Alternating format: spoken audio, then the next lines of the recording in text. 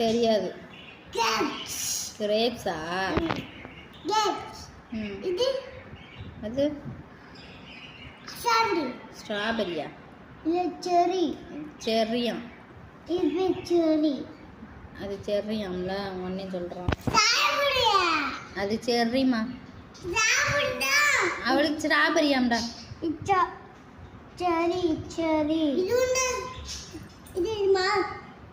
இப்போ தானே சொன்னேன் காலை தூக்கூடாதுன்னு.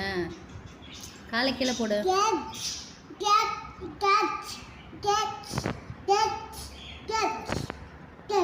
சரி, ஸ்டோரி சொல்லவா வேணாமா?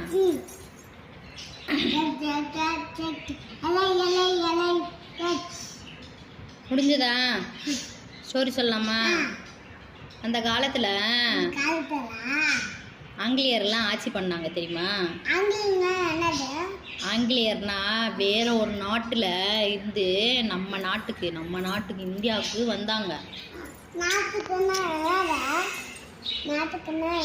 நம்ம நாடுனா இந்தியா. நம்ம இப்போ இருக்கிறோம்ல அது வந்து தமிழ்நாடு, கேரளா, ஆந்திரா, இந்த மாதிரி நிறையா ஒரு 28 மாநிலங்கள் சேர்ந்தது ஒரு நாடு. அது இந்தியான்ற நாடுனா என்ன பதில் சொல்கிறது? நம்மளுக்கே கொஸ்டின் கேட்குற பதில் சொல்கிற அளவுக்கு தெரியலையே. நாடு ஒரு குறிப்பிட்ட எல்லை முடிய ஒரு வரைவு மேப்பு போட்டு வரைபடம் மாதிரி போட்டு இந்த பகுதியில் வாழ்கிறவங்க எல்லாரும், இந்த இடத்துல இருக்கிறவங்க எல்லாரும் ஒரு நாட்டுக்காரங்க அப்படின்னு அந்த நாட்டுக்கு ஒரு பேர் வச்சிருவாங்க. அந்த பேர் தான் இந்தியா. இந்தியான்றது இந்த நாட்டோட பேர். உனக்கு ஐந்திக்கான்னு ஒரு பேர் இருக்குல்ல, அந்த மாதிரி நீ இந்த பகுதியில் வாழ்கிற அப்படின்றதுக்கு ஒரு இடத்துக்கு பேர் இருக்கா? இந்த ஊருக்கு பேர் என்னது? பெரியாம்பட்டி. அந்த மாதிரி இந்த பெரியாம்பட்டி வந்து தமிழ்நாட்டுக்குள்ளே இருக்குது. ஆமாம், தமிழ்நாடு